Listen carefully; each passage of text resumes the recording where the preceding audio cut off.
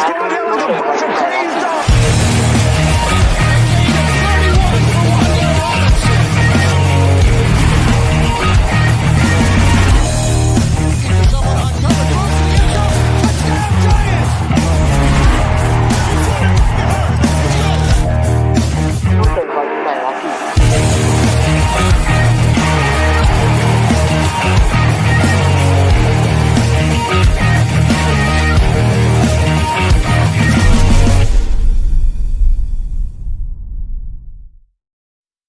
My camera. How about them Giants? How about them Giants? How about them Giants?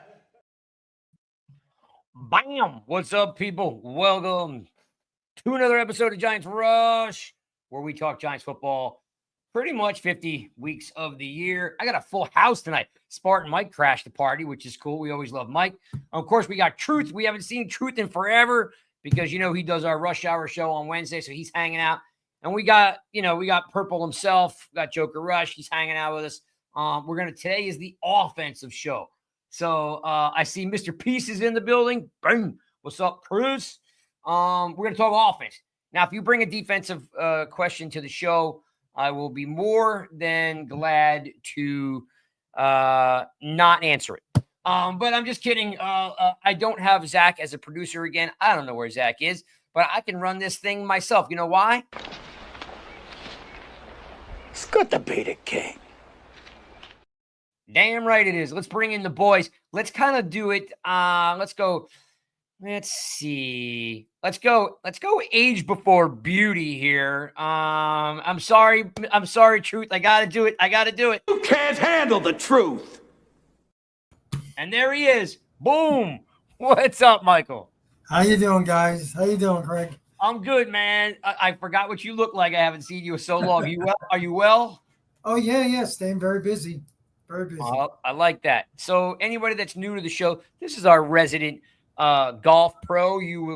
We call him the Truth, but that's Michael Stewart. He's been with me the longest. He is definitely my ride or die guy. When something needs to be done, that guy right there steps up and gets it done. So that is the Truth. Make sure you follow him on Instagram. Mike at the Truth NYG. And we always love Mike because he tells it how it is. Mike, we're going to talk offense today. Are you cool with that? Yeah. All right, cool. And by the way, for all you folks that are looking about Mike's house back there, he does play that piano in that back corner. So don't be fooled. Mike can bust out a tune or two on the piano. Let's bring in Joker, who's normally with me on Mondays. Let's bring him in. Miss the fireworks. There won't be any fireworks. And here we go. Dude. What's up? What's going on, Craig? Well, I got Truth and me are here hanging out, ready to talk some offense. Are you ready to talk some offense? Absolutely. I'm the offensive guy, right? Isn't that what the reputation is? By the way, real quick, now you got Spartan think he's the beauty on this show because he's coming in last. You realize that's what's going to happen now. His head's going to be even bigger than what it is now. So well, we have to listen. He's busting in the party today, so we want him to feel comfortable. We don't want him to feel like he's on the outside. So we're buttering him up to make sure he feels nice. Listen. I also want to recognize that the fact that he was golfing, I guess, last week or the week before and hit his first, under 100, right? Yeah, first time. That's good. 94. Yeah. Let it go. Yeah, that's very good, by the way, for all you non-golfers. And we're gonna bring him in, but it's good to see you, Sean. We're gonna talk offense. We know you're the resident running back in the room. Running backs don't get any respect anymore, so I'm sure you'll have plenty of good takes today. I see a bunch of you guys piling in the room. What's up, Cole? I see Peace. I'm glad you guys. And by the way, check this out. When you guys comment now, it actually shows up on the screen now. Yeah, I saw that. It's nice. Yeah. So the more you guys comment over in the right-hand corner or the left-hand corner, depending on how you're looking at it, you'll see a stack of comments that are going to list actually on the screen. So that's kind of new. So it'll be in that little corner. Well, let's bring in Spartan since, he's like, hey, dude, I need to talk some Giants football. He's ready to crash the old party. So we're going to bring in We're going to bring in Spartan as soon as I find his intro here because it looks something like this. This is Sparta! Woo, one of the best. Gentlemen, beauty is here. The wait is no longer. I have arrived. I do. And I've got a full house here today, which is cool. We normally do 3. And today we have 4. Cold, I don't know what you mean. XP. What the hell is that? So I don't know what that means. Did I say something? Did someone say something about XP? I don't know. Maybe it's over my head. Expert? I don't know. Probably went over my head, Cold. I'll put it up there. See, look. What the hell is that? I don't know. What are we talking about? Yeah, no idea. All right, gentlemen, today's the offensive show. Welcome to another episode of Giants Rush for all you folks that are listening live or that will checking out the Giants Rush YouTube channel. Please do me a favor. Subscribe. Tell a friend to subscribe. Twist their arm. If you have to use violence, go ahead. Do what you got to do. We definitely need it shows XP in the chat with a purple crown next to it. What's that mean? I don't know. I don't know. Gotta like the purple though. Yeah, I don't know, Cold. I actually can't see it from your side of the fence, but before we started, someone has to remind Spartan Mike that the Liberty is a team. All right. Well, look, I am putting that up there. I saw that. Christopher. I saw understand what you're saying. I am just saying of what was originally considered, and we don't have to call it major, of the men's leagues. We have not had a championship in many years across the New York sports teams. I think we can all attest that does suck. It does. Yeah. Wait, didn't the soccer Liberty team championship though? Respect to women's basketball. Didn't the soccer team win one? Wasn't there a New York soccer team that won a championship too? Well, we don't give a crap about soccer. Because I get it. I'm just making sure. I'm making sure who else we're ignoring. Tell you what, Joker, in 20 years, soccer might be, a more popular league than FC New York. Now. So, I mean, it could be valid then, but not right now. I'll say lacrosse will be more popular than the soccer. Yeah, we can ignore soccer. I just want to make sure who all we're ignoring because we ignored the Liberty, so now we're ignoring soccer too. I just want to be clear. Yeah, we're ignoring Listen, soccer. man, I just need the Giants to stop sucking. That's kind of what I need right now. That's what I'm trying to get at. Well, we're going to talk about offense right here. Bandwagon the Knicks, which was great, but it didn't really end too well this year. So just trying to find something to attach ourselves to. Can't be the Jets. No, of course not. Well, Chris Peace has got a very good point for all of you. Let's talk real football, not soccer. And I'm going to put that up there because Peace is on fire, which he had to bring out the fireworks. Thank you, Chris. Yeah, he mentally saved that tweet. I saw that remark to him like, God damn it, Chris made a good point. All right, so I'm going to start off with you, Truth. Let's just start off where this all works, where it starts from, where it ends, where it finishes, and that's the O-line. The Giants didn't really do too many big moves in the offseason to improve the offensive line. Is the offensive line, Mike, going to be better? Do you find that we still have holes to fill, or is this more of a continuity, Truth? Well, I think they're going to be better than when last year started because of the coaching. I think there's going to be some question marks. I mean, right guard, we don't know what's going to happen there. I mean, Evan Neal, right? Van Ruten, right? Rookie Marcus Bowe. We got a few other candidates there. So I think they're going to get better. I think the more they play together, barring injuries, I think they will get better, yeah. Joker, my main problem with the line is that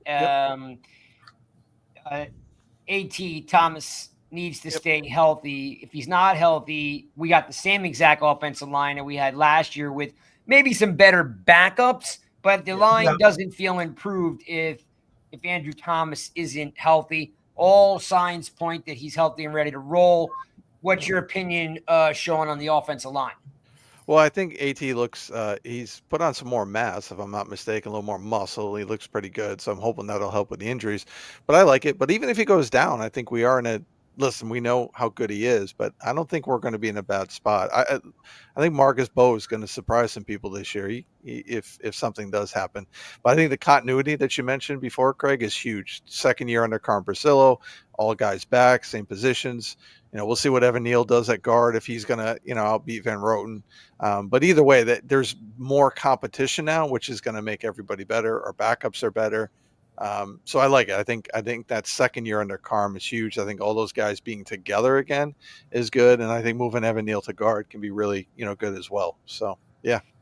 Spartan, Truth and Joker seem to be comfortable where the offensive line is. I'm comfortable with the offensive line to the degree. I do see that right now the biggest issue is one of two things. Either JMS wins the job outright and looks really good, ready to punish people, and GVR Van Roten stays at guard, or JMS blows it and Van Roten goes to center. And then we've got a competition at right guard with Kubis and maybe Bo or Neal, right? Like we got some maneuvering to do. What's your thoughts on? Give me your scenario if JMS does not take off. If JMS doesn't take off, I expect the decision to be made closer towards midseason to switch him in for GVR. I don't really see a situation where GVR beats him out for the center position. They've invested a lot in JMS, and I'm not so convinced that his play has been terrible necessarily. It's been a little disappointing. Obviously that Tampa game that you and I were at, Craig, I mean, that was a very bad day, but granted, he was going against Patea, so I understand. That's generally every center's worst day if they're not going against Dex. My expectation for the offensive line is, in years past, I'm severely worried. This year, I'm not particularly worried, but I will say this. I mean, the most pivotal player on our offense might actually end up being Andrew Thomas. When he goes down, it's a completely different offensive line, and they start entering that chaos scenario where they've got to start shuffling dudes around, which isn't ideal. But you know what? They did a lot better of a job managing it last year than they did the year before. I think Carmen Bricillo is a good coach. We got the right guy, so I'm very happy about that. My expectation this year is, so long as Neal doesn't go down, I think we'll be Neal or Thomas. Yeah, Andrew Thomas. Yeah, okay. But my one, I will say this though: if he does go down, we might be even better off than we were last year dealing with the injury. Because what I like the Giants did this year is they brought in a lot of veteran backups, which I appreciate way more than having to rely on rookies, which we've done in years past. And when you're putting a fourth round 22-year-old rookie out there that's just too raw, it's going to pose a lot of risk of having a terrible offensive line. Fair enough. I like it all. I mean, I'm like, in the back of my mind, guys, I hope like Neal wins the job and just is destroying people, and we're like, all right, let's go. Let this behemoth of a man just start pancaking dudes, right? And getting some of that frustration out on the other team. So that's definitely something that is on my mind. If he doesn't win it, I'm fine with Van Roten. I'll love it. But I also know that, as you just alluded to, Spartan, we've gone through years with guys with like Lemieux and a bunch of dudes just getting handed the job. I mean, listen, Peace is talking about Azudu. I mean, to me, Azudu is shot. I can't even see him making a team this year. But we've done that before. Like we've had guys, I'm trying to think of the guy's name. It's escaping me right now that we kept for 2-3 years and just could never get it together. Offensive lineman. If anybody remembers, jump in here. Just soft. He was soft all the way around.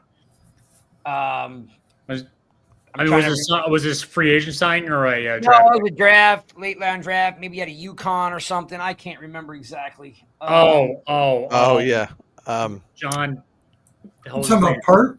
Pert. Yeah, Pert, Matt Pert. Matt Pert, Matt yeah. Pert. Matt Pert and Azudu to me are the same exact player, right? And so it's only a matter of time.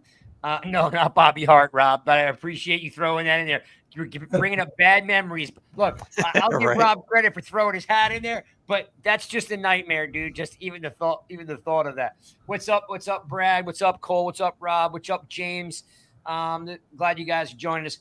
So yeah, guys, I'm with you. The offensive line is not better from a standpoint of talent-wise, like that we brought in. But if Andrew Thomas is healthy, we've got something to work with. Now he's talking about battles at center and right guard. So it'd be great if Neal just started pounding people. I mean, let's just call a spade a spade. If the dude starts pounding people and we're like, whoa, you know what I mean? Like I'm all for it. So I'm with you guys. Maybe not improved, but improved in a different way, right? We got all our guys back. They're all healthy. And there's some potential there. And I don't know how great they need to be because, Well, can I possibly sum it up like this, Craig? You can. Our starters, from this year and last year should be relatively the same. So I would expect like early season Giants offensive line to be pretty on par with what we expect early season Giants this year. The question is, if injuries start happening, will we be better or worse? I think we will be better in the mass injury circumstance this year than we were last year. That's a great point because Kubis can easily step in and play ball in this league, right? And again, we don't know what we have in Bo, but everybody likes him, right? And I think he's going to, Sean alluded to the fact he's going to surprise some people. So, all right, let's keep moving. Truth, talk to me about one of the most underappreciated, or maybe I don't even know how to position it. The running game with the Giants has not been stellar for years, right? You got Barkley with the on and off, and then we had the earth, wind, and fire, the thunder and lightning, but we haven't had anything. And then Tracy comes out of nowhere, right? Right. Truth has a great year. So my question, Truth, is can Tracy, simply put, rush for 1,000 yards this year, Truth? I have a feeling that they're going to implement Scatterbo enough where I don't think he will ever. I don't think he'll get 1,000 yards. It will be very, very tough. I think that kid. I think Scatterbo is going to. He's going to earn more snaps as the season goes along. How's that? I like that. I like that take, Truth. I like that trick. I like that take. I'm not saying I agree with it, but I do like it. Here's my question to you guys: Do you think Dable will have a 2 running back set more often than not, or just go with a platoon system? Well, let's kick that over to the running back, and we'll let him take that. Okay. Sean, what's your thoughts on Tracy rushing for 1,000, and then 2, parlayed in a Truth's question is, do you think that he may deploy a 2-back set? Whether he's running eye or he's running power. What do you think about those 2 scenarios? So I think Tracy can get 1,000 yards even if other backs are getting carries. I think he can because he'll play more this year. The only thing that may prevent him is that if they go pass heavy, but I think they're going to run a little bit more. The name we got to, because he's still on the roster and he is a favorite. Singletary. We're assuming Scatterbo is going to play over Singletary, but I don't know yet. I see Scatterbo doing a little different rule, kind of breaking a little easy. We'll see how he beats him out. But it may be, not saying it's going to be earth, wind, and fire, but maybe a little bit that kind of trio. But I think the coaching staff, is really high on Tyrone Tracy. So I think he's going to get his carries. He's going to what he needs to get. Scatterbo will come into those short yardage. I know he's only 5'9", but he's got tough runners. So I think they might use him there. They'll use him out of the backfield. I don't know if they'll do a 2-back set, but I think it'll be more of a platoon situation. Maybe occasionally they put in 2 backs to get, take advantage of mismatches so they get him in the open field catching the ball. But that's how I see it. All right. Again, I like the take.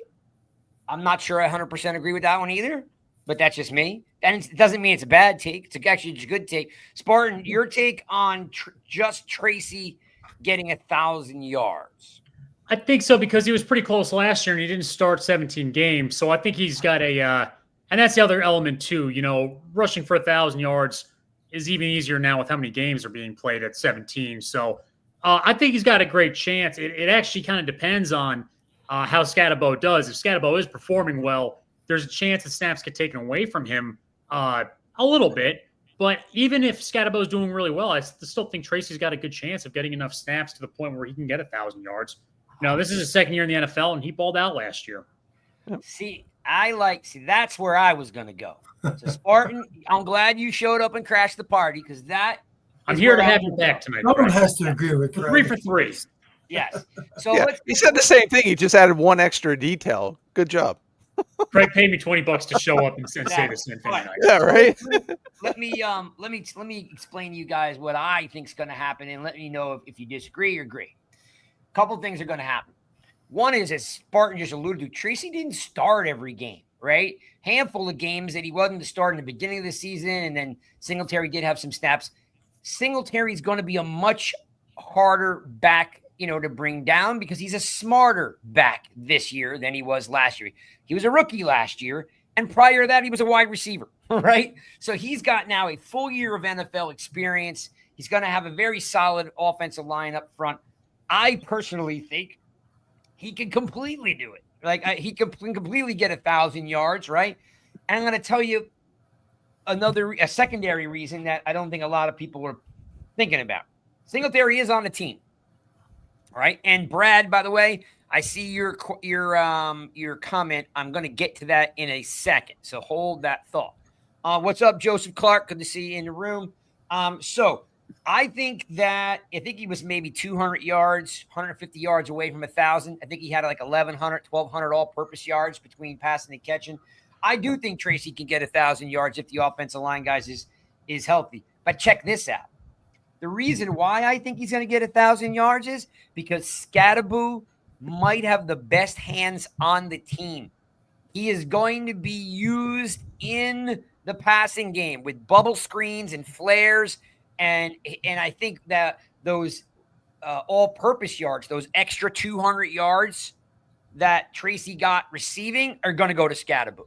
Scatterboo is a superb back out of the backfield superb catching the ball out of the backfield. If he is as advertised and what we've seen, right, he probably will wind up having the best hands out of the backfield since Tiki. Tiki was great out of the backfield with the ball in his hand, right? So if this cat can do what we think he can, you may get Scatterboo down at the goal line. You may get Scatterboo, on some trick plays here and there. But I think you're going to see Scatterboo on bubble screens, flares, wheel routes, right? So I think that Scatterboo is going to, be more or less used in the early stages as more of a pass-catching threat. So I think Tracy will get the pound yards and Singletary. Now, to Brad's point, guys, do you guys remember this?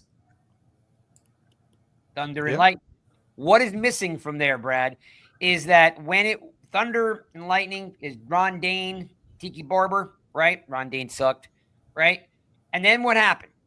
Ahmad Bradshaw, right? Truth. Ahmad Bradshaw in the 7th round out of Marshall, right? They signed Derek Ward from, I think, maybe from the Jets.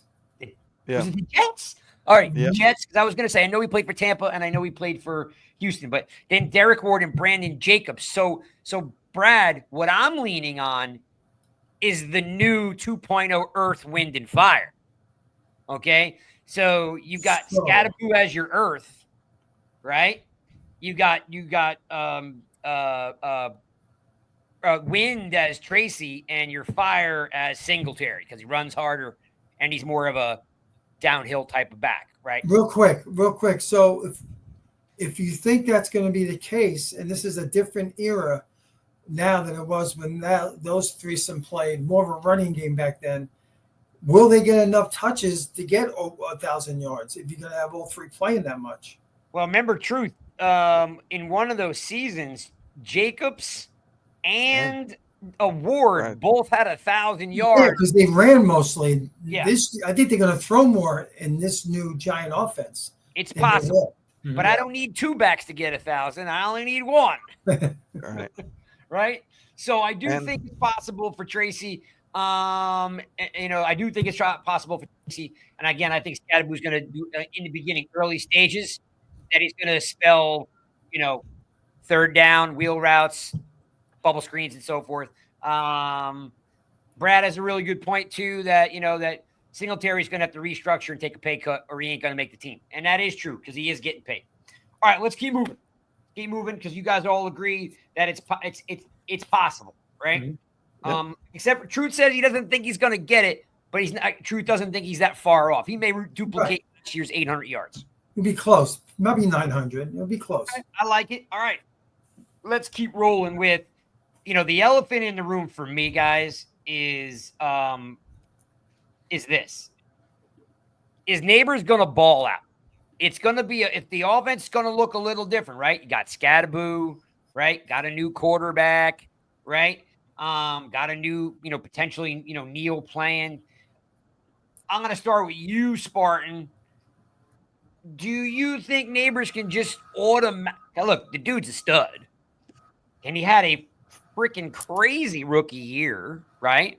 Best rookie year since Odell.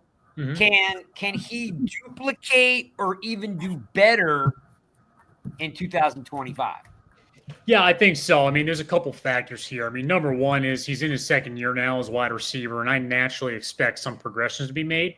And you can see throughout last year, he got even better as the season went on, right? We saw some things early on that had to be worked on, not necessarily in his play, but just how he went out there, the routes, the timing, the coordination, everything like that. Catching. I'm not game-winning passes, but there were, I think, a drop or two at kind of crucial times. He cleaned that up towards the end of the season. My expectation is he's going to go out there and have, a borderline all-pro season. He's probably the most talented player on the entire offense. And then the other factor here is, what's that? I said without a doubt. That's not without a doubt. Yeah, and then the other factor here is I don't really think we have another threat in the wide receiver tight end room that could possibly compete with him that greatly in terms of being the intended receiver on a lot of plays. You know what I'm saying? The passing game is going to kind of revolve around him a little bit more so than it would around some of the other assets. If we had another guy that was a wide receiver too, that, them in their own right would be a pretty good baller, then I'd say maybe not. But I just really expect him to take that step forward and be that all-pro type wide receiver. So you're seeing another 1,200 plus yards. You're seeing. Yeah, I think so. I think at the end of this year, you would undoubtedly, especially he's dealing with a better quarterback right now, way better quarterback room. I think he's going to be a top 10 wide receiver in the NFL undoubtedly by the end of this year. But here's my question, Spartan. Sure. Is he not a top 10 wide receiver now? Right now, I would put him there. Obviously, people can kind of debate it. I could see somebody slipping him at number 11 or something like that. After the season, it's not even going to be a question. Okay. I mean, that's a fair enough take. I don't have any problem with that. Sure. As a rookie coming to a team that with three crappy quarterbacks, right? And what he did with three crappy quarterbacks. Nothing short of a miracle. Nothing short of just incredible. Yeah, exactly. So it'll get harder because he's going to face more double teams and he's going to form, safeties are going to shade to his side and maybe he gets more jammed. He's going to have a more difficult time, but he's got a better quarterback to get him the ball, right? So Russ is probably Russ's best quarterback that he's had in what? Who is Russ's best quarterback he's ever had? Russ Wilson's best wide receiver he's ever had. Oh, Russ. So he played with Lockett. He played with Metcalf. Metcalf for a little bit, right? A little bit. Yep. So I would say Nabers is the best he's probably played with. Yeah, Nabers. I'm trying to think of those early years in Seattle. There were some decent wide receivers on. It was they had a few good ones, right? They didn't have anybody that was. No, they had no elite. Golden Tate was there. Yeah, nobody like Nabers. Yeah. I was trying to think who was on the other side of Lockett. But yes, I think, yes, this would be the most dynamic guy. And if you did happen to be perusing the internet yesterday, there was a story, I think it might've been USA Today, that came out that said the most influential player that got Russ to actually sign, like the deciding factor was Nabers. Yeah. That Russ said he threw on the tape, watched him and was like, I got to play with this cat. So, if there's any truth to that story, I can see Nabers doing another 1,200 yards. Oh, was DK there? You're right. All right, Cole. So DK was there, I guess, at the tail end of his career. So yes, all agreed. Joker, you want to jump in here? Nabers. Here's what I'll say. First of all, is that we have that alpha wide receiver again, and he should get the ball. He's the number one. Does Jamar Chase not get his yardage because of T. Higgins? Does Justin Jefferson not get his yardage because of other guys? Nabers is going to do well. And we have to accept that fact that he is our stud, and they should give him the ball as often as they can. The thing that bothers me is that when people say, well, we force-fed him the ball. Well, he's our number one receiver. He's the best receiver on the team. Give him the damn ball. I don't care if he has a ton of catches, because are you going to complain with, again, Jamar Chase, Justin Jefferson getting their receptions that they have? So is his receptions going to go down? Sure, because there's other guys going to step up. But he's the man. Give him the ball, and Russ is going to give him the ball. If I understand you correctly, this is what you're saying. Hey, Malik, what's the name of that book? Just give me the damn ball. That would be true. Truth. Any thoughts here of him Yeah. not being as dynamic? No, I mean, he's not going to change, but he's got a definitely a hill to climb, right, in year 2. Well, to piggyback on what both Spartan and Sean said, I think he's going to get the yardage. I see Nabers getting that 1,200 plus yards, and I do see him getting less receptions, but I see him getting better in the yards per catch. When you have Wilson, who led the league in deep passes, 97%, he had the best rating. So he likes to throw the ball vertical, right? He had. Looking at the stats, he had over 50 passes of 20 plus yards and only 11 starts. Only 11 starts. That's 4 per game at least to the ball down the field. Folks, that's why Truth is here, because Truth is dropping knowledge right there on you people. No, but I definitely can see that him getting a little bit less catches, but matching or doing more than 1,200 yards. Okay, and maybe to a little bit more touchdowns. yak, right? Maybe more yards after the carry. Yep. I mean, I think we all want to see him do better in yards per catch. I want to see him do better than he did last year. But another guy, I don't know if you want me to bring this up, another guy who I think is going to benefit from Russell Wilson, and that's if he gets the opportunity, is Hyatt. I think Russell Wilson's perfect for him. If he can somehow get on the field and contribute, this is the time to do it with this quarterback. And even if Jackson Dart finally gets in there, these are the guys that benefits him. That's fair enough. All right, well then let's parlay this thing into a quarterback conversation. Like, guys, there is something for the fact that we've gone all since Jones came here and with Tyrod and Locke and DeVito, like we just don't score any points. Mm-hmm. We just don't score any freaking points. I don't even care who's back there. We don't score any damn points. So I want to know, I'll start with you, Sean, just flat out. Yeah. Can Russell Wilson, or even if I'm off a little bit in this number, can Russell Wilson throw for 3,500 yards and 30 touchdowns or ballpark? Okay. I'm not saying like he's a bust if he throws for 3,200 yards and 28 touchdowns, but like, can he get close to these numbers? Yeah, I think he can. I think the touchdowns, you won't get 30 just because I think there's going to be more rushing touchdowns that take away from that. But the yardage, absolutely. He'll be close to that. And if he does, that's fine. Like, I'm good. Like, if he throws for that and we're winning games and, we're running the ball, yeah. So I think he can. Like I said, I think the touchdowns might be – he might not hit 30, but that's solely because you're going to see Tracy and Scatterbo get some, more rushing touchdowns, I think. But, yeah. That's fair enough. I want to tell you this. I again, going back to my original thing, I think you're going to see touchdowns from Scatterbo, but actually catching, right? Actually getting balls out of the backfield, which, as you know, you throw him a 5-yard pass, he goes for 40 yards. That's a 45-yard pass number attached to the quarterback. Spartan, thoughts on these numbers? Close? Can he do it? Does he have enough left in the tank, Spartan, to get in this ballpark right there, 35 and 30? Yeah, 35 is definitely a little bit more doable, considering that he actually got to that number a few years ago with Denver in his worst season really ever in football. It was kind of like the big blow-up year for Denver in his first year of signing with them. So he could definitely do it. The only reason, again, he didn't do it last year because he only started 11 games out of 17. So we got to keep that in mind. Touchdowns would be a little bit challenging. Just I don't really know if he's got the juice to be able to pull that off. But I also don't really know if they're going to rely heavily on passing when it comes to the red zone anyway. I think my challenge to him would hopefully be get somewhere in the 20s. Would be pretty respectable and definitely good enough to be a team that's capable of making the playoffs. Truth, how about you? 3,530 touchdowns. How close can he get? Well, I guess that all depends on what the plan is with Dart. What will the Giants do with Dart? People say sit him, develop for a year. I don't think that's going to happen. I really don't think it's going to happen. I think they want to get this kid on the field. I'm not saying quickly, but I think he's going to get on the field. So I'm going to go against what Shawnee and Spartan are saying. I don't think Wilson's going to get 3,500 yards.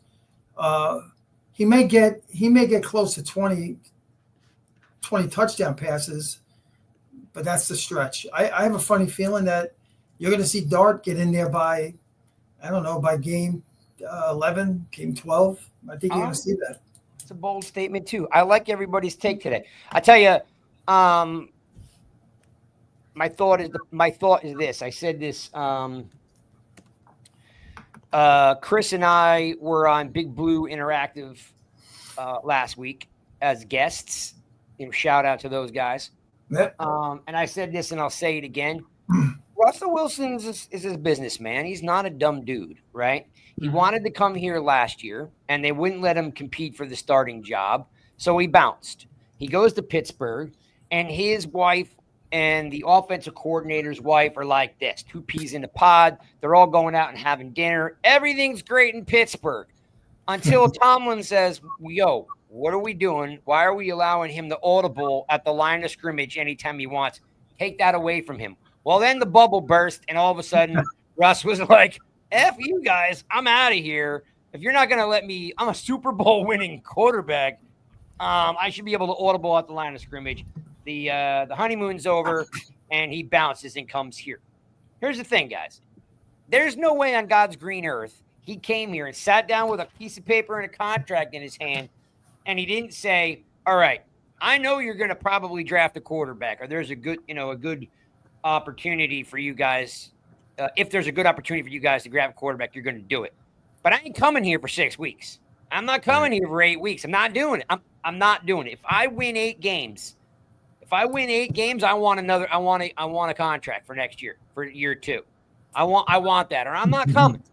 So my thought is that there's no way this cat came here. He knew they were going to draft a quarterback, but his role is I got to groom the next kid. I'm going to groom this kid. You're not forcing me out. I do not think he came here with the in mind of looking bad in Denver, looking bad in Pittsburgh, and now looking bad in New York, and this guy's a bum and they throw him away. I just don't see it. I think he would have retired first or played for another team than if they're going to sit him, week 10, regardless if we all love Dart or not. Dart needs work. Dart's got definitely good.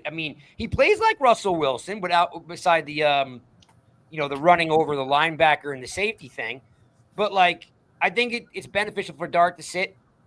I don't think Russ can throw for, as Spartan said, and actually, I think you all basically said it. I don't see him throwing for 30 touchdowns, but I can see him hitting 3,000 yards. I can see him hitting 3,000 yards and 23 touchdowns, 24 touchdowns. 30 might be a little bit of a stretch. And I do think he starts. I think we have a late bye. Does anybody know what the bye is? It's like week 12, week 13. Yeah, it's very late. Yeah, it's later than that, I think, isn't it? Like 14 or something? Yeah. Put it this way. If Russell Wilson's won 8 games by the bye, Russell Wilson plays the rest of the year. If we haven't won 8 games by the bye, then you can expect Dart to start the last two games of the year. Well, there's a plan in place for Dart. And plans can change, but there's definitely a plan in place. And I agree with you that Wilson's aware of that. So I think they realize it's going to take, and they don't want to rush him. Like they know. So, but if we're losing and things change, then that could change. So, truth could be right if the season isn't going well. I think if the season's going well, he's on the bench for the whole year. Just keep in mind the Giants have the toughest schedule in the NFL this year. They're playing 10 teams that made the playoffs last year. 10 teams they are playing. So it's going to be a battle. It's going to be a battle for them. And then listen, I want them to do well, of course. I would love to see him do so well that Dart doesn't have to play and he can sit and develop and learn a whole year. But if they're losing a record, the ownership and the fans will force their hand. He'll have to play Dart. I agree with you that they could be forced. I just know Russell Wilson. Dude's very calculated. You know what I mean? But he should know better that there's no guarantees in football. He shouldn't be. If you're the Giants, you don't let Russell Wilson dictate to you what you want to do. No, I get that truth.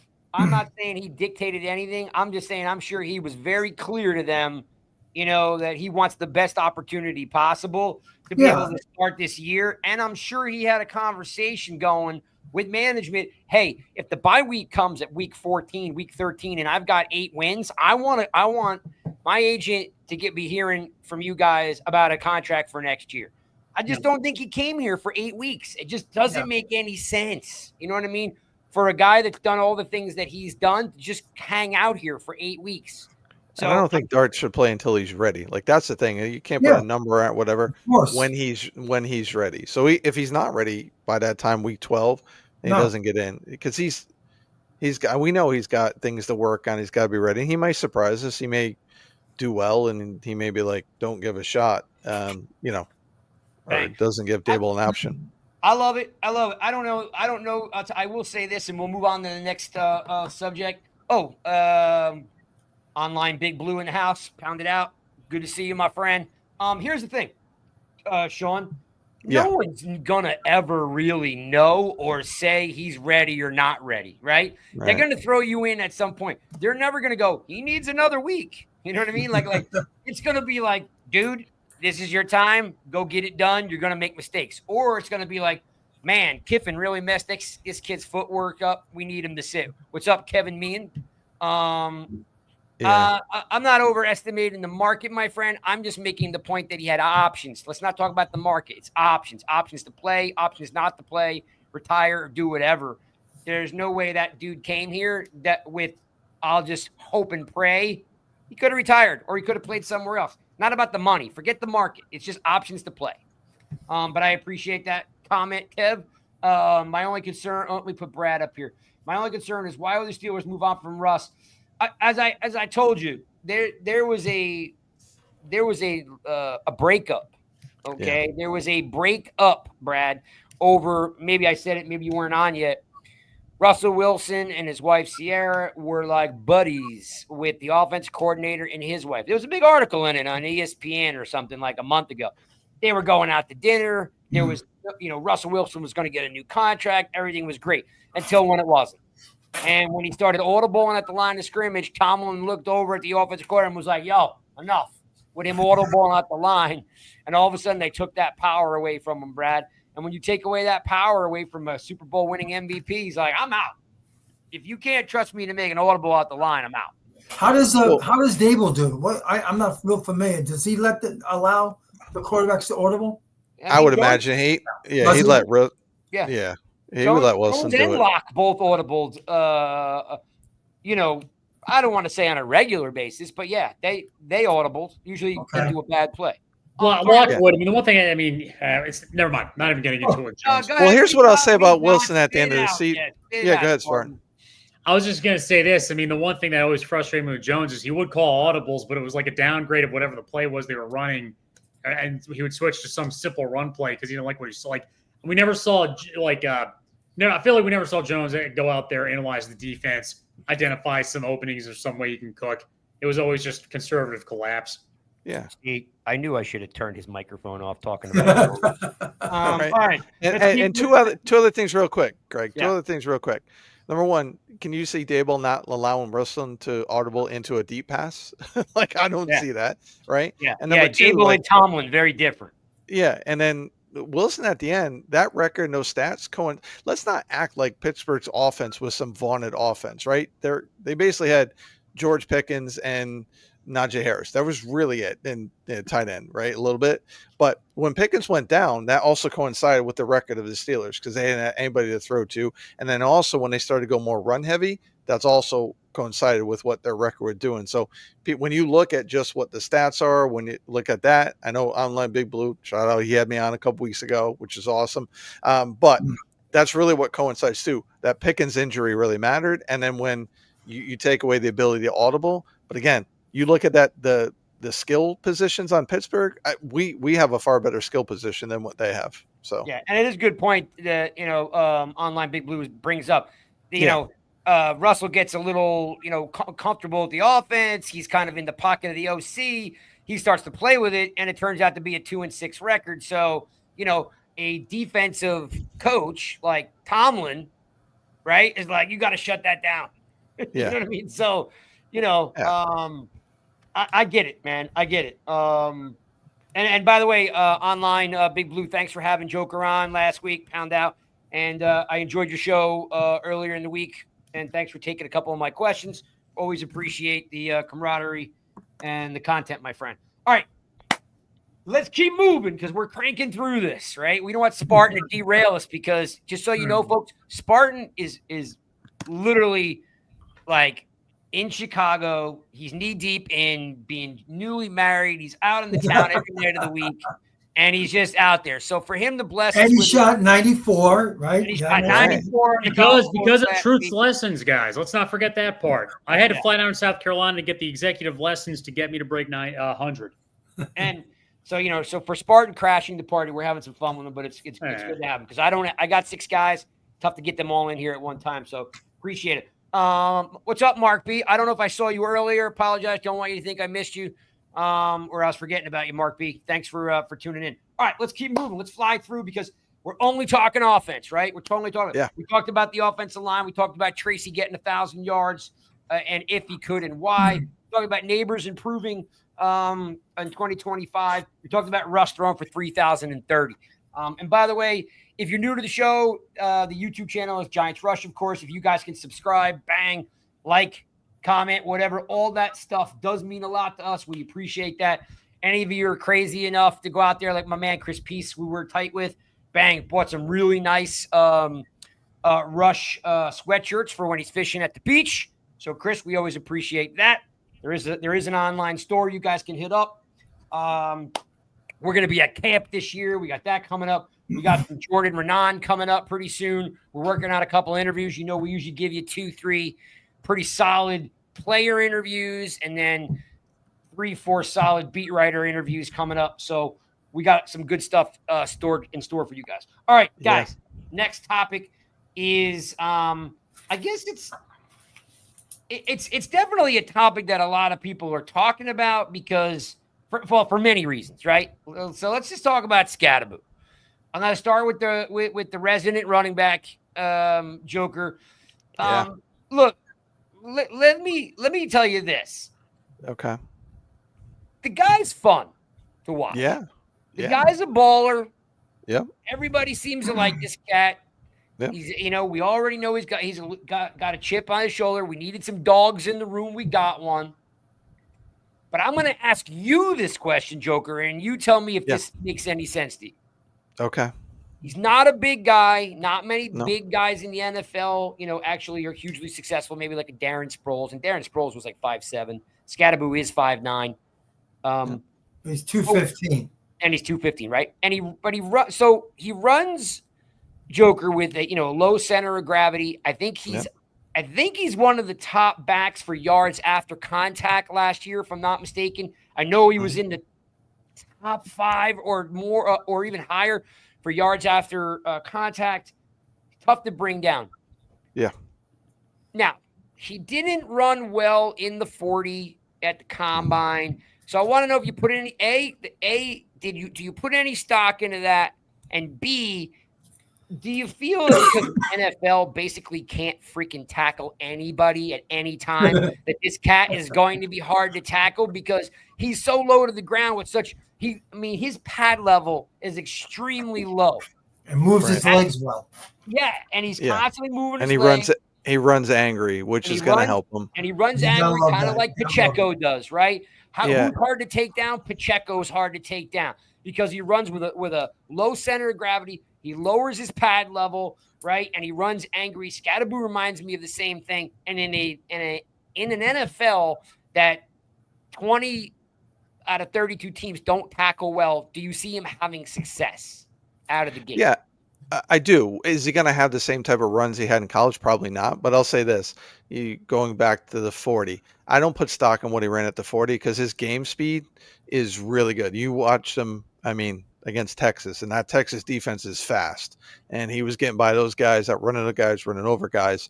So you can gauge off of that. So that's the one thing where the combine doesn't match up with what you see on film. He is much faster. He's one of those guys that probably can't do a 40, and that's okay. But when you get him on tape, he's probably running like a 4.5 somewhere in that range, right?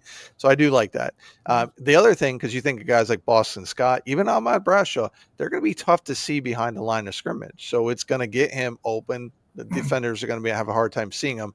But I just and he's not right in the head. Let's be realistic. Like, the cat is not right in the head, and you got to have that as a running back at his size, right? So I'm excited to see what he does. How great will it be? I don't know, but he's going to be fun to watch, and that's what you want. He has the attitude, he has that dog in him, and he ain't right in the head, and I love that. Sign me up for that, dude. That kid would play tackle football in the parking lot. Absolutely, on concrete. Oh yeah, absolutely. Truth. We were talking about like Ahmad Bradshaw. Some of these guys, we've had success with smaller backs, right? Between Joe Morris and Ahmad Bradshaw. Andre Brown wasn't that very big. Even Darkwa wasn't that big. Like, we've had some success with smaller backs. I don't know if any of you guys in the room here watch any Rutgers football, but like I said, Pacheco always ran like the guy hated everybody. His ass is on fire. That's how he runs. Yeah. Like, so, and again, Pacheco's had a hard life, and he takes it out on defenders, right? So, some of these guys that have had to fight for everything, sometimes bring that extra dog. Spartan and jump in here, Spartan. Like, what's the impact you see him making, here for the Giants? Yeah, obviously, if you're going to have a ground and pound running back, a little bigger, probably sounds good on paper. But Sean has a good point. When we're actually smaller, it's actually a little bit tougher to take those guys down sometimes because how low you kind of have to get in order to stop these dudes from taking off. This is the one I have a lot of hope for Scatabo, and I think he can be really good. But I don't really know. All I can say is this: I'm very excited to watch him go out there and play, because when you watch his tape at Arizona State and how much that team depended on him to go out there and ball out against Texas, guys, don't forget that he was the star on offense when they almost pulled off an enormous upset in the college football playoffs, and he was the forefront of that team. And we saw him, just like you said, Craig, he's dynamic in the pass game as well as the running game, and he will use his feet because, to Joker's point, he's quicker in the football realm than he is if running in a straight line in the 40. There is a difference between football speed and straight line speed, and he's got that. So I'm excited to see him play. Obviously, he was taken in the fourth round for a reason. There's maybe some things there that a lot of top running back, that they look for in top running backs that just weren't. But I think he can be a really holistic piece for the Giants offense. I like it. Again, he's gonna win over the Giants fan base with his like you guys are pointing out. He does not give up when he runs the ball. When he breaks a few tackles and takes a big hit but still keeps going, the Giant fans are going to fall in love with this guy, and it's going to feed.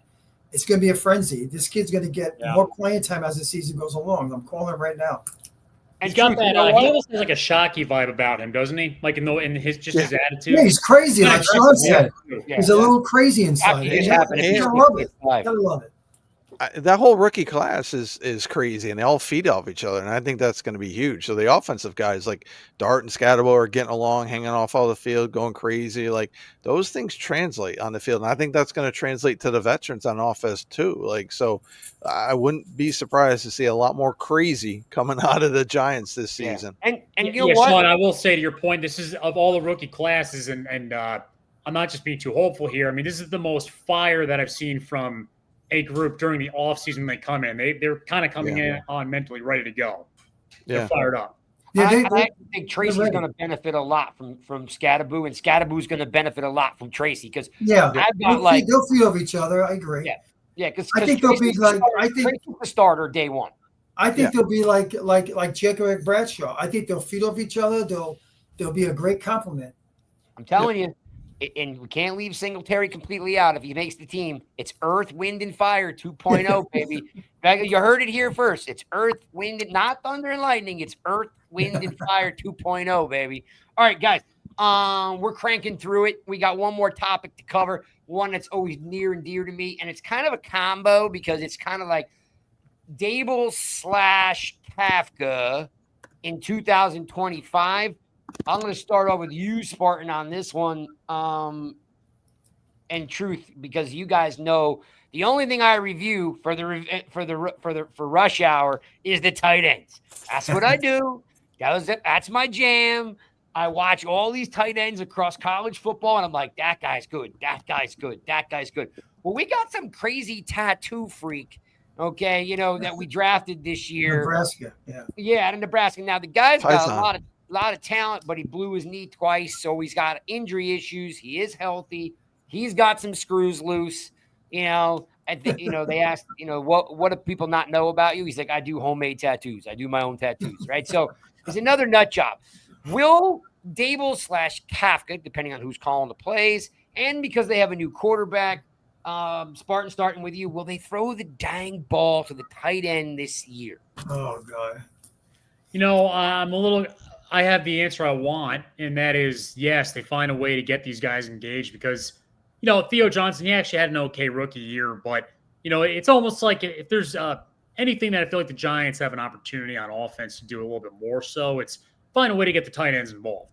Because I do think there's talent there, and I do think there's uses for both Bellinger and for Theo Johnson that we haven't really quite seen use their full capabilities. So I hope the answer is yes, Craig, but maybe it's just a thing where it could be two things. A, they don't really trust those two guys, which is a shame because I would definitely like to see more of what they have out there.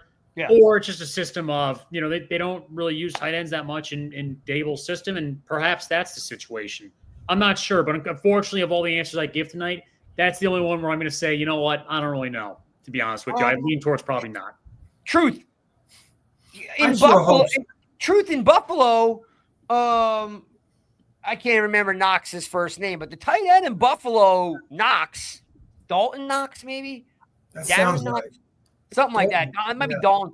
But Knox, I think he had like 8 touchdowns like every year. Like they use the tight end. Dable comes here, we don't throw the tight end. Like I said, Spartan could be right. Maybe he doesn't trust Bellinger, which I don't know why he wouldn't, because he doesn't drop the ball. They just don't throw it to him. He has 6 touchdowns his rookie year, did he not? Bellinger? Yeah, that injury. And then then he got injured, right? Yeah. Yeah. And then they kind of shelved him, and then Waller came in, and Waller was a bust. So, Truth, same question to you. Like, do you think now with Russ being such a seasoned quarterback, knowing I want to go deep, but if I'm not, well, let's talk about the tight end. He had good tight ends in Seattle, right? I mean, I'm sure Cold or somebody in the room can look it up. He had Jimmy Graham, I think, at one point. I was just going to say, yeah. I'm sure he had. And he had 2 or 3 good tight ends. Yeah, he did, and he used them. Yeah. Well, I really hope for Giants' sake that they do use the tight end a little more. And I understand there's only one football out there, but I think, like you said, Theo Johnson, you can see the ability in him that he can definitely be a good, reliable receiver in the passing game. And I would love to see the Giants, utilize the tight end more than they have. I missed the seam pass. We all remember the seam pass, guys, right? I mean, Mark Bavaro, Jeremy Shockey, Howard Cross, Larry Donnell. Mow it. You had to go there, dude. Even Mow it. Remember him? Yeah, big mullet. Listen, you wouldn't even know who Howard Cross was if Zeke Mowat didn't get hurt. That's right. That's right. I hope they do. I'm like Spartan. I don't know. I sure hope they do though, because it's having a good tight end there. It would be very beneficial for that offense. Thank you, Cold. What did I say, Dalton? Was I close? You did. I said Dalton. Is it Dalton or I thought it was Dawson, and then Dalton Kincaid's the other one. I don't know. Cold. Dawson. You know what? Cold might have mashed the two. Mashed the two together. Yeah, I thought. Either way, that's a pretty good tight end. You put those two together. Exactly. Either way, Buffalo's got some good tight ends. But Dawson, Knox, and Dalton Kincaid. Yeah. There we so go. Anyway, I appreciate you guys for paying attention. Wait a minute. I got to put this up here because this is damn funny. We would kill for Larry Donnell right now. Man, he was so bad.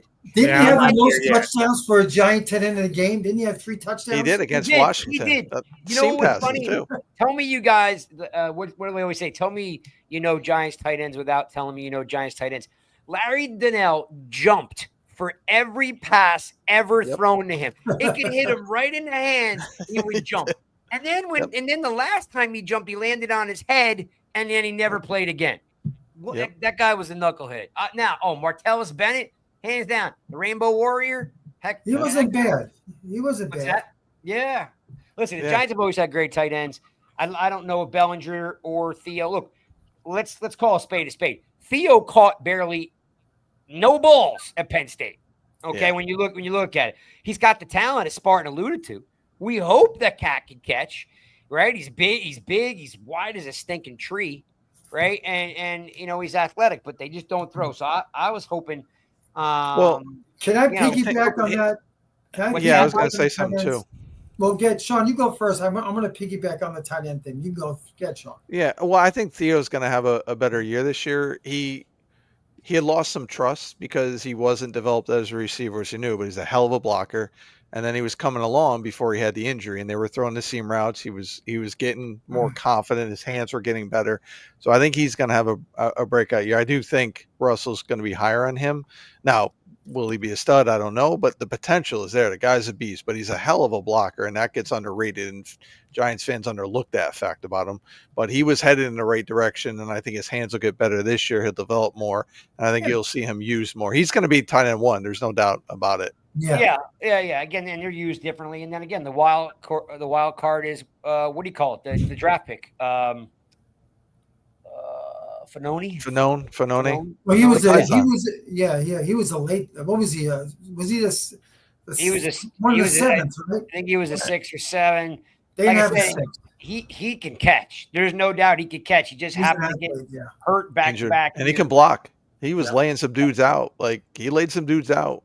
Yeah. Block, he's tough. So So I know it's.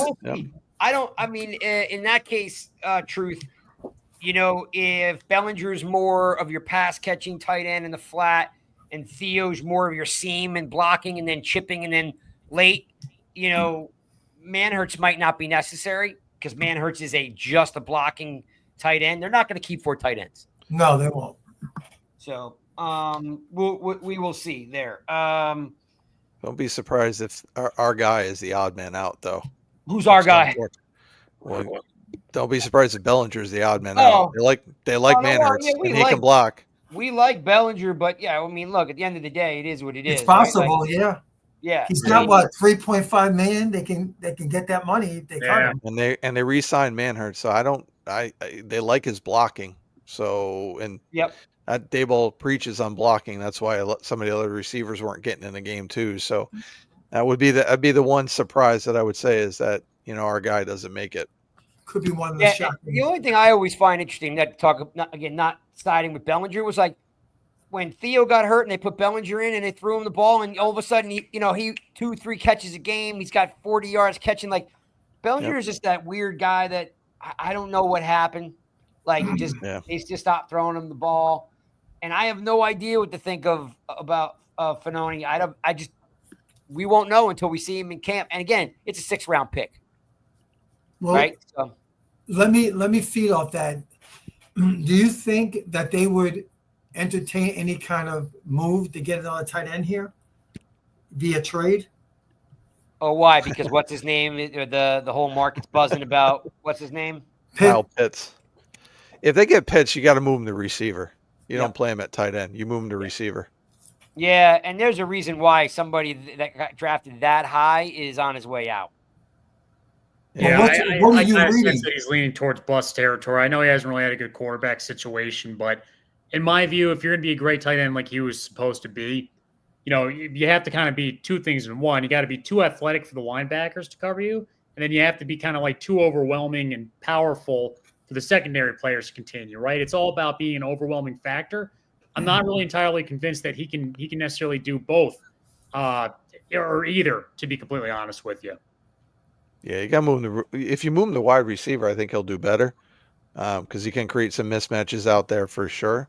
So that'd be interesting to see it, but I don't see him take him as a tight end though. Yeah, Mike, I don't see that happening. I don't see the Giants. Like I said, the Giants could use a lineman before they need tight ends, or they could use more corners than, you know what I mean? So you don't have to rely on slot or something like that. But I don't see I don't see that happen. Not saying it won't, but maybe a guy like Bellinger is trade bait. Going to get Pitts? No. I mean, I can't see wide receiver too. Maybe they'll make him wide receiver too.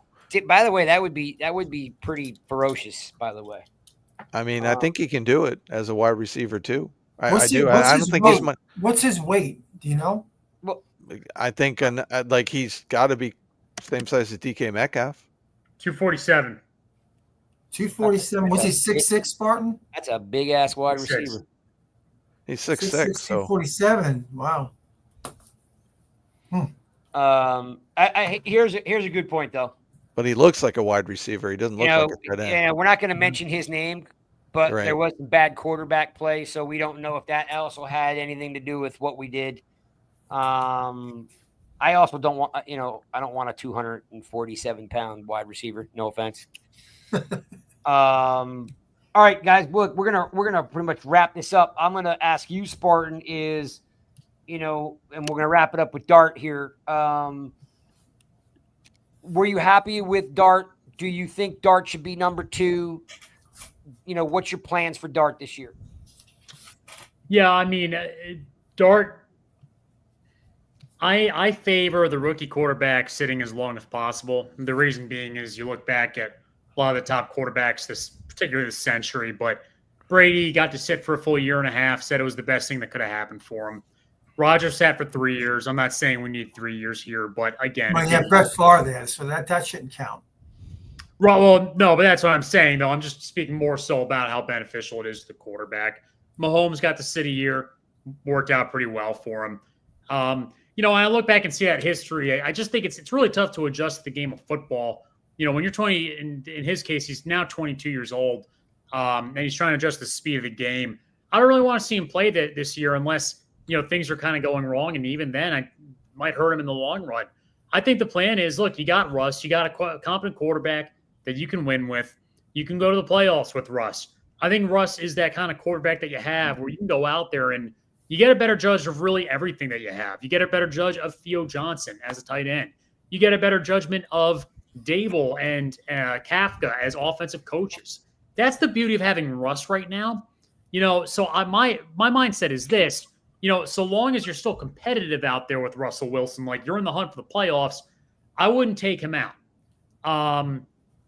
That would be the plan for this year. The year after, I mean, look, so long as Dable's feeling confident in Dart, then you got to do the right thing and you got to move on and go with the young quarterback that you took to develop. Truth, you were talking about Dart coming in maybe at the bye or a little sooner around the bye. Is that your overall? Is that your plan? Win or loss? No, not win or loss. I don't have a plan. I had to let the season dictate what I'm going to do. I can't just say, oh yeah, we'll put Dart in week 9.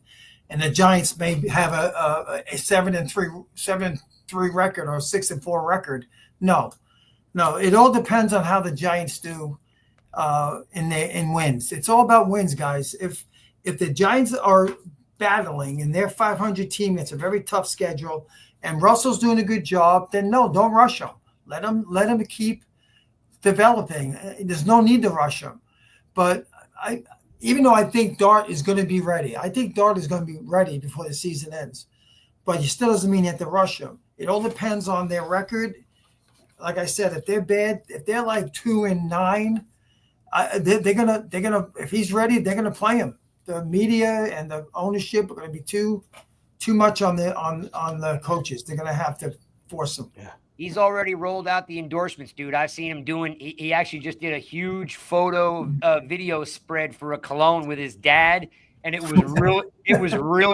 really cool, man. I think he's made for New York, Dart. He's just got that personality. I like the kid. Yeah, and I think it's cool that they actually took his first, big, off the field contract. It was like, yo, pops, let's do this together. I got to tell you, it's pretty cool.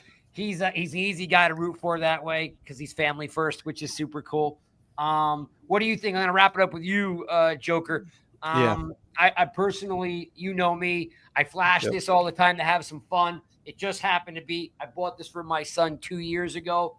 It's the powder blue All right, because my son was into dart when he transferred from USC, so we've watched a lot of dart. It just so happened he got drafted by the Giants, and I'm the first guy to tell you I've watched probably 75% of his games. Yep. I don't think he's ready. I'd like to see him sit. I don't want him to lose any confidence or getting bashed around. I'd like him to learn from Russ. Maybe some mop-up duty here or there. And I think Spartan said it. Like, if you're winning games, you know what I mean? If you're winning games, like, you got an accomplished quarterback.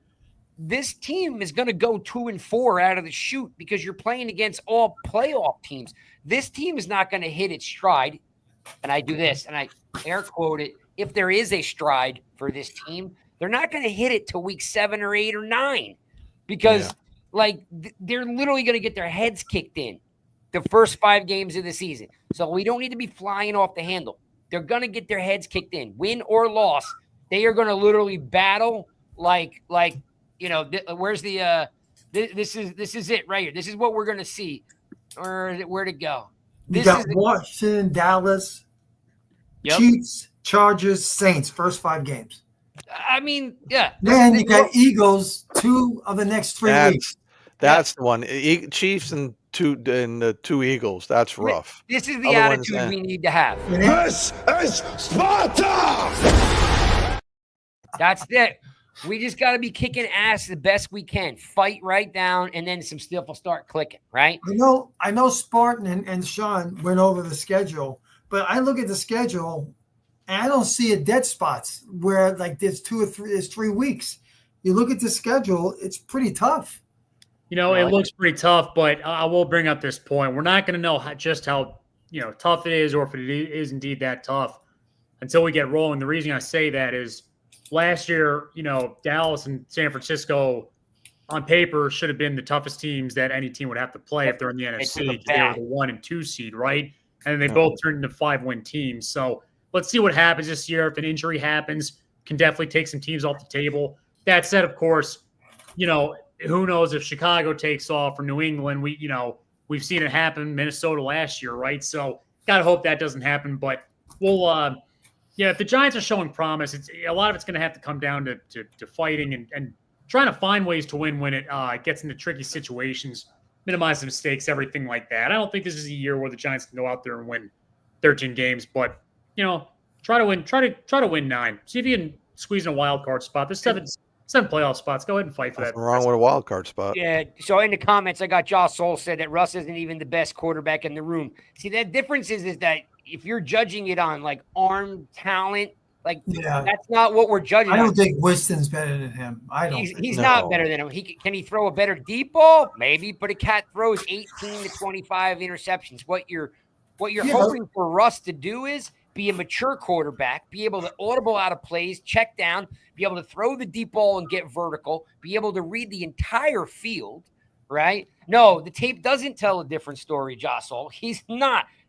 Let's be honest here. Russell Wilson had the best 97% percentage on vertical passes last year. That's Winston hasn't completed a season since 2016. Okay, the guy has been hurt or benched for 10 years. Okay, still let's understand how detrimental turnovers are, guys. Like, you get these many turnovers, doesn't matter how good your passing game really was. You end up losing the game. There's a huge negative return on turnovers, and that's what screws us with Jameis Winston. It's not even. Yeah, Joker, you're a big baseball guy, right? Yeah. Let me ask you this. Yep. I've got 5 starters, and I got a bunch of middle relievers, right? Yep. I'm a middle reliever my whole life. Am I the best pitcher on the team? No. Am I a middle reliever for a reason? Yeah, yes.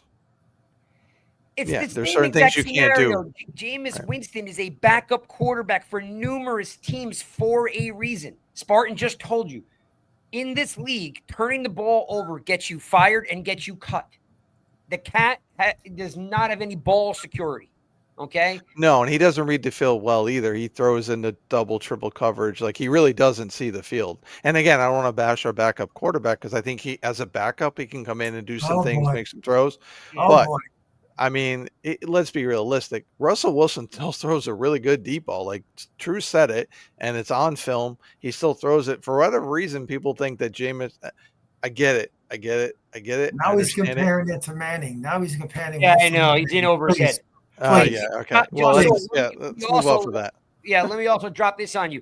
For 8 years in a row, okay, for 8 years in a row, Drew Brees and Eli Manning were the only quarterbacks during their career for 8 solid years to throw for 3,000 yards and 20 touchdowns a year, 8 years in a row. Not Brady, not Peyton. The fact is that Eli Manning was a consistent player with leading the NFL year after year in fourth quarter comebacks, and he had great defense and great running backs, and just he had a unbelievable set of talent around him, and he did throw a lot of interceptions. Jameis Winston is not Eli Manning. Craig, can you do the second from the bottom about Kurt Warner? What Kurt Warner said? Really? Did he say that? Listen, I'll say this: like, there's a reason why he's a backup in this league, and this is not to hate on Jameis or anything like that. NFL coaches feel the same way about him. He's a backup for a reason, and he accepts that role. Can he come in and win you some games? Absolutely, but he can't do it consistently. And Russell Wilson's issue is not that he can't read the field; it's that he doesn't throw to certain parts of the field. That's a different thing. Let's truly understand that. Not throwing to certain areas of the field doesn't mean you can't read the field. And again, if you see some of what Jameis does and some of the decisions he makes, that's what gets him in trouble. And again, it's not hating on Jameis because we're going to need him coming in. No, Jameis is a good dude. He's a great dude, great personality. He throws a great ball. Yeah, but he forces it. He forces the ball when he shouldn't. He did the decision making not very well. Not a starting quarterback in the NFL. Every team that he plays on since Tampa, he's been a backup quarterback. And that comment about Eli leading the league in interceptions during the 07 season, just a reminder, like, this is the difference between Eli and Jameis. Jameis is consistently having multiple interceptions per game. Eli would generally back then, and I could tell you that Vikings game, he would probably have 2 a year where he would have 4 interceptions, but then the rest of the season was way more low in terms of the consistency, and then he gets touchdowns. So it was a very wide bell curve of Eli Manning's output. And we don't even really get that with Jameis Winston. It's consistently going to be high production, turnover. If Jameis Winston was that good, why didn't a lot of teams go after him in the offseason? And to be a starter. It's been a decade. Right. He hasn't even completed a season in a decade. Yeah, I mean, and he had one good season with New Orleans, and that was it. And that's right. He had one good season. Really, and everybody wants to point to that, but it's one season. Like, that was it. Yeah. And again, he threw for 5,000 yards, but he had 33 and 30 or whatever it was. Right. So you know what you get with Jameis. He's going to make throws. He sees the field, and I think Chris put in there. He sees the field, but he still makes the decision to throw into triple coverage, thinking his receiver's going to make the play when the defender makes the play. And that's 7 years ago. Tim's also thrown in the fact that he in one of his years in Tampa, he set a season record for never throwing the ball out of bounds. I mean, come on. That's because they were intercepted. He's who you want as a backup, right? Let's be realistic. There's nothing wrong with being a good backup. So I think it's good. But I think we got to get this guy on a show, boy. He's just making all sorts of stuff. Yeah. He's taking us in overtime right now, Craig. I know, right? Yeah, well, listen, Spartan, you crashed. I know Spartan's on a time limit, so you know. Yeah, well, let's wrap this sucker up. We got to go on Spartan time now. Yeah, we're gonna wrap this sucker up. I appreciate everybody in the chat. Jameis Winston is the backup quarterback, but I will tell you this: he is absolutely perfect for trade bait. I will tell you that if a quarterback goes down in the NFL, he's perfect for trade bait right now. You'll probably see that happen. Yeah, and he's not ready to be a backup quarterback or be number 2, right? So, the Giants are going to dress 3 quarterbacks this coming season. I don't know. I don't know. Would you want to trade him away? Because, I mean, think about it. I mean, obviously it depends on what we get in return, but I kind of like him for the 2-year contract. He's got a 2-year contract, right? It makes sense. I mean, it just makes sense because you're not going to keep leaving this guy on the bench year after year if Dart starts next year, right? You might get a good date. Jameis? Why would you leave Jameis on the bench as a backup quarterback? I'm saying if someone got hurt, you wouldn't want to leave a guy on the bench if you could trade him and get collateral for him. I guess, yeah. You telling me somebody's going to give you a 4th round pick, you don't want to take it because Because Justin Herbert goes down. No. I mean, You don't trade your backup quarterback with Dart for sitting fourth there. round. For fourth, no. Yeah, I'm totally doing that in a heartbeat. It's Jameis Winston we're talking. You're not going to get better than a fourth round. I don't think you would. No. Yeah, I don't. Fourth I'm round, sticking maybe. to it for two reasons. One, the cultural aspect right now, and then the other one, I'm actually going to go with the quarterback backup situation has become such a dire situation for the Giants the last couple of years that a fourth round pick doesn't excite me. I just want some level of competency there, even if it's a third string quarterback. Well, here's the other reason I'm going to put in not doing it. Dart actually said he wanted to learn under Jameis Winston, so I'm keeping him as the backup for Dart. That's what I'm doing. And with this team having issues, players getting fed up with some of the guys that were let to walk, traded away. Like I just don't really think DeVito's going to get cut. DeVito's going to get cut. You didn't even bother trading. Yeah. Oh yeah. Right. He's a camp No one's body going right to now. trade for Or well, DeVito. they can practice squad him, can't they? Because they could, but Yeah, someone could pick him up. I don't know how many. I don't know what the rule is anymore. You got to look the rule, but how many times you can go from active roster to practice squad? There is some kind of rule. Yeah, well, he must be within it because they're keeping him around. So Joe I know it's a camp body, but Joe says two first rounds for Jameis. Hold the line. Hey, look, we appreciate you guys hanging out. We're gonna roll. Yeah. We'll see you guys next Monday. We appreciate you guys hanging out with us. Always a lot of fun to talk to you folks. And remember, like, hey, football's under 100 days away. So we will be back next Monday. We'll see you guys. 97. Peace.